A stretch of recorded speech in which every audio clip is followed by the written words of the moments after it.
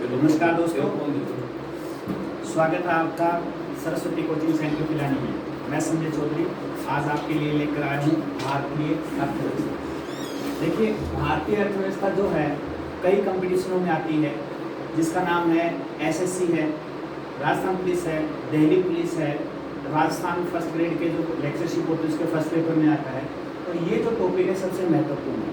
आज अपन जो इसमें डिस्कस करने जा रहे हैं वो पहला टॉपिक है भारतीय अर्थव्यवस्था का सामान्य परिचय। इसमें जो अमूमन क्वेश्चन आते हैं उनके ऊपर अपन डिस्कस करेंगे। पहली तो बात करते हैं अपन भारतीय अर्थव्यवस्था, जिसमें आता है अर्थव्यवस्था। अर्थव्यवस्था से क्या अभिप्राय है? देखिए, अर्थव्यवस्था जो है दो शब्दों से मिलकर के बना है। किसे? अर्थ प्लस व्यवस्था। अर्थ प्लस है व्यवस्था। इसमें जो सबसे महत्वपूर्ण अर्थ है वो अर्थ का क्या अभिप्राय है? अर्थ का जो अभिप्राय लिया गया है वो लिया गया है धन से। धन हमने सुना है, धन से अभिप्राय क्या? ऐसी समस्त चीजें जिसपे किसी व्यक्ति विशेष का अधिकार हो वो उस व्यक्ति का क्या कहलाएगा? धन कहलाएगा। धन में क्या आ सकता है? मेरे हाथ में मार्कर है तो ये मेरा धन है। हम कहते हैं कि पशुधन, गाय भैंस बकरी, वो जिसका धन है उसको धन कहते हैं। यानी कि जिस पे अपना अधिकार हो किसी व्यक्ति को हस्तांतरित करने का, वो समस्त चीजें क्या कहलाएंगी? धन कहलाएंगी। व्यवस्था, जब धन आ जाता है उससे सारी चीजें जो सुचारू रूप से व्यवस्थित तरीके से चलती हैं उसको बोलते हैं व्यवस्था। तो इस तरीके से अर्थव्यवस्था दो शब्दों से मिला है, अर्थ प्लस व्यवस्था। अर्थ में लगाया गया धन, धन पे वो समस्त चीजें जिस पर अपना अधिकार है, इसमें रुपया पैसा भी आ जाता है, सभी अपनी वस्तुएं भी आ जाती हैं और इन सब से चलती हमारी व्यवस्थाएं। अगर इनमें से अर्थ को हम यहां से हटा दें तो व्यवस्थाएं क्या हो जाएंगी? सारी गड़बड़ा जाती हैं। हम देखते हैं कि अमूमन हम पैसा लेकर के जाते हैं बाजार में और उससे चीज खरीद के लाते हैं, लेकिन हम किसी व्यक्ति का एक चीज रोकते हैं तो उससे क्या हो जाएंगी? एक के बाद एक व्यवस्थाएं खराब होती जाती हैं। हमने एक उदाहरण लिया दूध वाला। क्या लिया? दूध वाले को हमने पैसा नहीं दिया पहले महीने, तो दूध वाला क्या हमें दूध देगा? नहीं देगा, क्योंकि दूध वाला क्या करेगा? दूध वाला भी अपनी व्यवस्था करता है। किससे लेता है? खड़ काकड़े बिनोड़े लेता है। वो किससे लेगा? किराना स्टोर। तो वो उसको पैसा नहीं देगा तो उसकी व्यवस्थाएं खराब हो जाती है। तो एक व्यवस्था खराब होने से सुचारू रूप से सारी व्यवस्थाएं क्या हो जाती हैं? रुक जाती हैं। तो ये तो था अर्थव्यवस्था का मीनिंग। अब क्या है? अर्थव्यवस्था के आधार पर प्रकृति को तीन भागों में बांटा गया। कितने भागों में बांटा गया? तीन भागों में। अर्थव्यवस्था का विभाजन।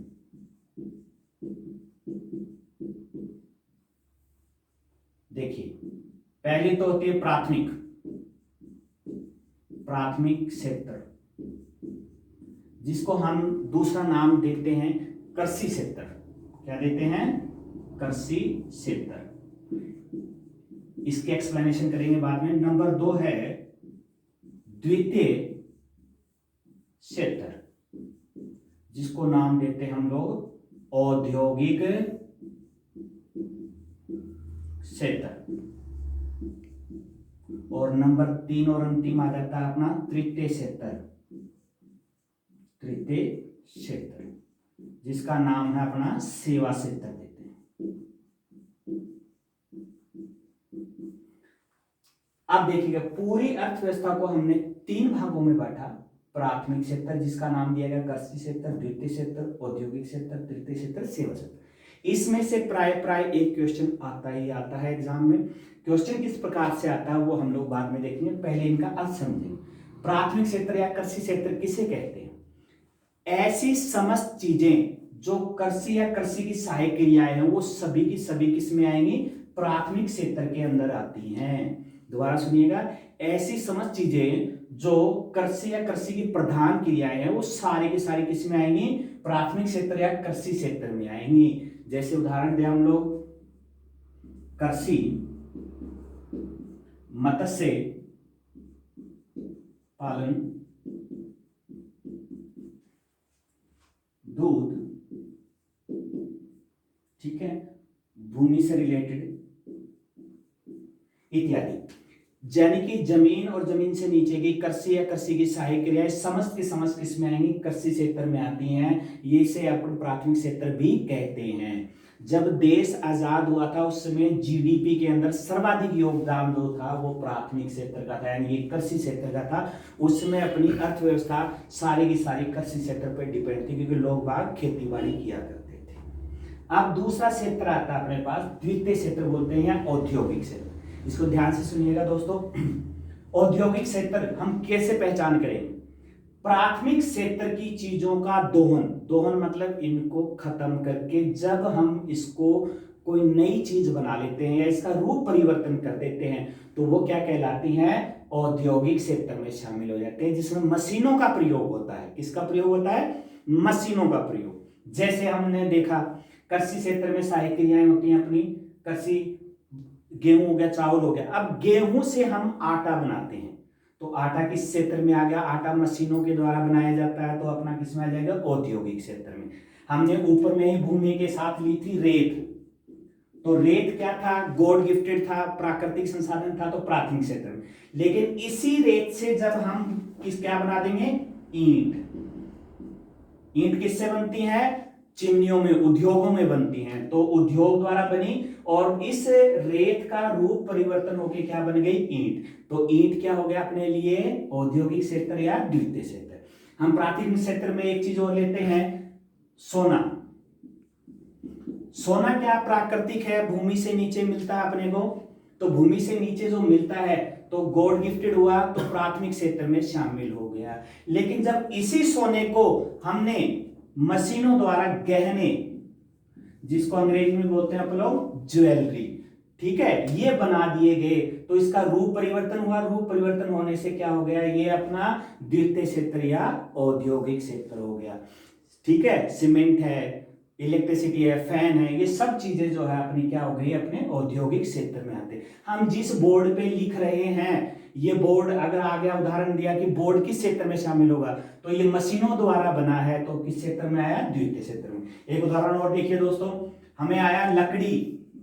लकड़ी किससे मिलती है? वनों से, तो ये प्राकृतिक चीजें हैं तो किस क्षेत्र में? प्राथमिक। लेकिन इसी लकड़ी से हमने क्या बना दिया?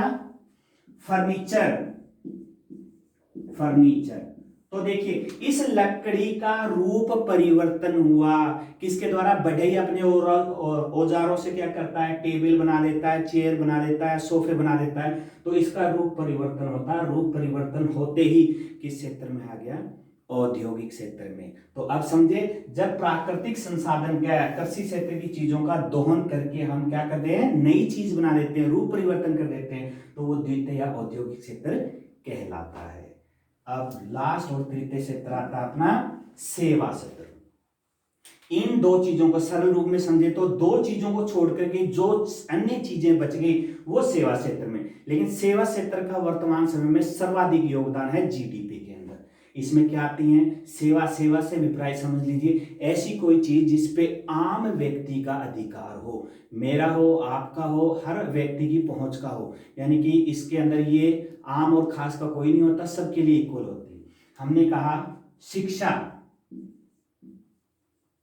शिक्षा का अधिकार प्रत्येक व्यक्ति को है, एक गरीब को भी है, अमीर को भी है, मध्यम वर्ग को भी है, तो इस पर सभी का अधिकार है, सब प्राप्त कर सकते हैं। तो शिक्षा किस क्षेत्र में आया? सेवा क्षेत्र में। हमने कहा स्कूल, कॉलेज, बैंक, बैंक में हम अपना पैसा जमा कराते हैं तो किस क्षेत्र में आता है? सेवा क्षेत्र में। इसके अलावा हम बीमा कहते हैं, इंश्योरेंस जिसको बोला जाता है, वो भी किस क्षेत्र में आता है? इसी क्षेत्र में। यानी कि ऐसी चीज जिससे हमें सर्विस प्रोवाइड होती है, आम व्यक्ति का अधिकार होता है, तो ये सब इसी चीज के अंदर शामिल हो जाती है। तो हमने देखा कि अर्थव्यवस्था का 3 प्रकार से विभाजन किया गया था, प्राथमिक क्षेत्र में, द्वितीय क्षेत्र और तृतीय क्षेत्र। इनमें से प्राय मित्रों एक क्वेश्चन हर एग्जाम के अंदर आता है। अब हम जो है सेकंड स्टेप पे आते हैं, इसमें बात करेंगे अर्थव्यवस्था का उपविभाजन और किया गया है। अर्थव्यवस्था का उपविभाजन और किया गया जिसे निम्न 3 भागों में दोबारा से बांटा गया। 3 प्रकार की अर्थव्यवस्था और पाई गई है।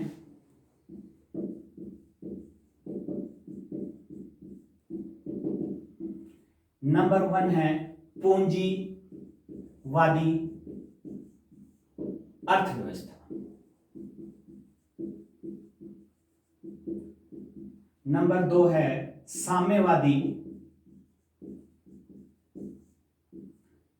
अर्थव्यवस्था। और नंबर 3 और लास्ट है मिश्रित अर्थव्यवस्था।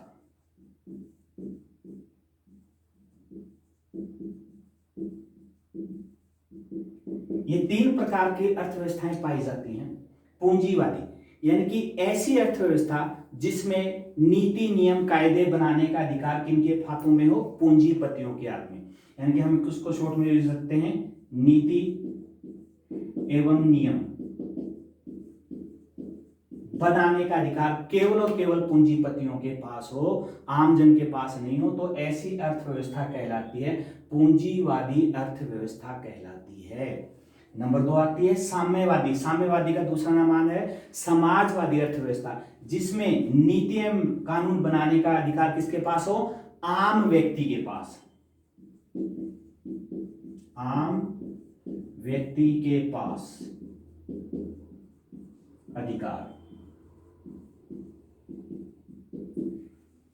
जैसे अपन देखते हैं कि आम व्यक्ति एमएलए चुनता है, एमपी चुनता है, इनको चुन करके लोकसभा राज्यसभा में भेजता है, और वो फिर अपनी ओर से, हमारी ओर से क्या करते हैं, एक नुमाइंदे होते हैं, चुने हुए व्यक्ति होते हैं जो अपनी रिप्रेजेंटेटिव होते हैं, अपनी तरफ से वो काम करते हैं। कोई भी बिल पेश करना हो, कोई कानून बनाना हो, तो अपनी सहमति मानी जाती है, तो उसे कहते हैं हम साम्यवादी अर्थव्यवस्था। नंबर 3 और लास्ट, इसको इंपॉर्टेंट कर देना, प्राय क्वेश्चन इसी से आता है अपना, बहुत से कंपटीशन में क्वेश्चन पूछा जाता है, मिश्रित अर्थव्यवस्था। तो मिश्रित अर्थव्यवस्था से अभिप्राय ऐसी अर्थव्यवस्था जहां पे पूंजीवादी और साम्यवादी दोनों का क्या हो जाए? मिश्रण। तो वो क्या कहलाएगी? पूंजीवादी एवं साम्यवादी अर्थव्यवस्था।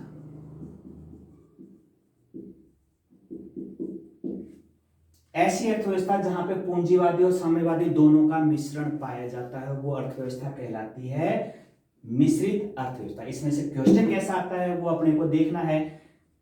मोस्टली क्वेश्चन आता है कि ये पूछा जाता है कि भारत में किस प्रकार की अर्थव्यवस्था पाई जाती है, तो अपना उत्तर होगा मिश्रित अर्थव्यवस्था। कौन सा प्रश्न होगा? ये पूछा जाएगा, केवल इतना क्वेश्चन पूछा जाएगा, भारत में किस प्रकार की अर्थव्यवस्था पाई जाती है, तो अपना उत्तर होगा मिश्रित अर्थव्यवस्था पाई जाती है। दूसरा संभावित जो क्वेश्चन आता है इससे, वो ये आता है कि भारत में मिश्रित अर्थव्यवस्था के जनक किसे माना गया।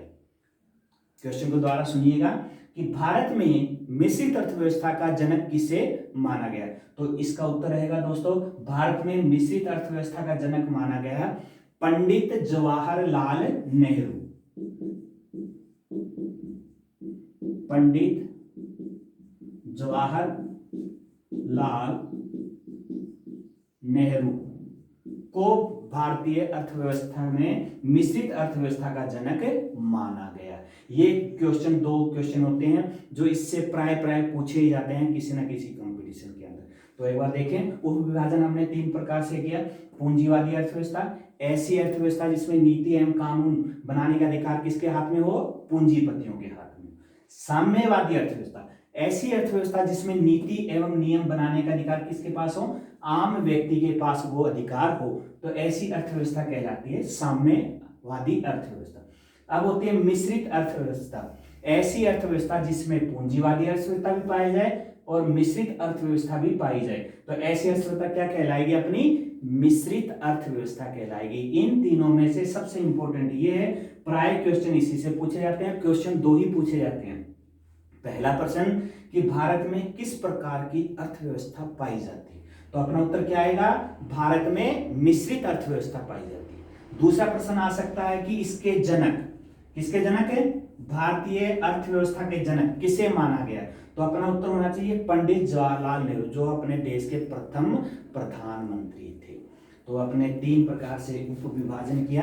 अब हम इस पर डिस्कस करेंगे सामान्य बातें जो सामान्य परिचय के अंदर थी।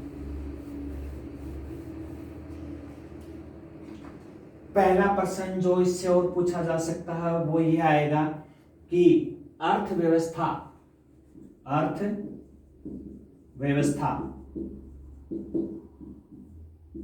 का जनक।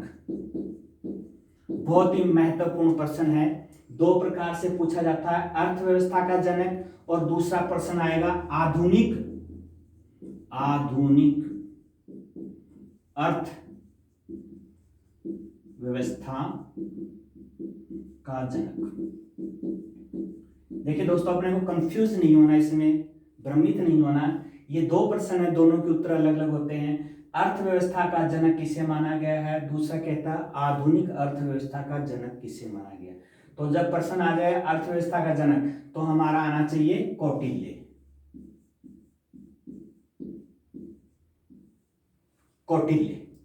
अब क्वेश्चन जो अपना उत्तर आता है, मोस्टली जो स्टूडेंट्स इसी पे करते हैं, जो ही क्वेश्चन आता है कि अर्थव्यवस्था या सामान्य, तो आधुनिक अर्थव्यवस्था का जो जनक माना गया है वो है professor Adam Smith. Professor Adam Smith. तो हमें ये देखना है प्रश्न में कि परीक्षा में प्रश्न क्या पूछा गया, या तो अर्थव्यवस्था या आधुनिक। आधुनिक लगाते ही अपना उत्तर हो जाएगा प्रोफेसर एडम स्मिथ। ज्यादातर बच्चे क्या करते हैं, क्वेश्चन को ध्यान से नहीं पढ़ते हैं और एडम स्मिथ को ही क्लिक कर देते हैं, चाहिए अर्थव्यवस्था का जनक ही क्यों ना पूछा जाए। इन दो में अंतर है, वो यही है कि आधुनिक अर्थव्यवस्था का प्रोफेसर एडम स्मिथ हैं, और जो अर्थव्यवस्था का जनक है जो स्टार्टिंग से हुआ था वो कौटिल्य माने गए हैं, जिन्होंने अर्थव्यवस्था का जन्म किया गया था। अब दूसरा महत्वपूर्ण, तीसरा महत्वपूर्ण प्रश्न आता है, अर्थव्यवस्था का जनक जन्म स्थान कौन सा है, कहां से अपने अर्थव्यवस्था को अडॉप्ट किया था, कहां से अर्थव्यवस्था को किया था। तो इसका था सोवियत संघ। सोवियत संघ, जिसका वर्तमान में नाम क्या है अपने पास है, रूस।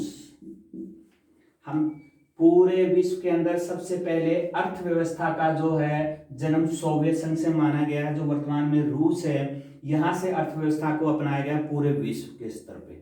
तो ये अर्थव्यवस्था का एक सामान्य परिचय था, जिसके अंदर हमने क्या देखा, अर्थव्यवस्था का अर्थ देखा, अर्थव्यवस्था का विभाजन देखा, अर्थव्यवस्था के काइम्स देखे, और अर्थव्यवस्था का जनक देखा गया। इन जनक में भी क्या किया गया, आधुनिक और वर्तमान कौन सा है, इन दोनों में अंतर देखा गया। उसके बाद में किस देश से अडॉप्ट किया गया था, तो ये किया गया था सोवियत संघ से।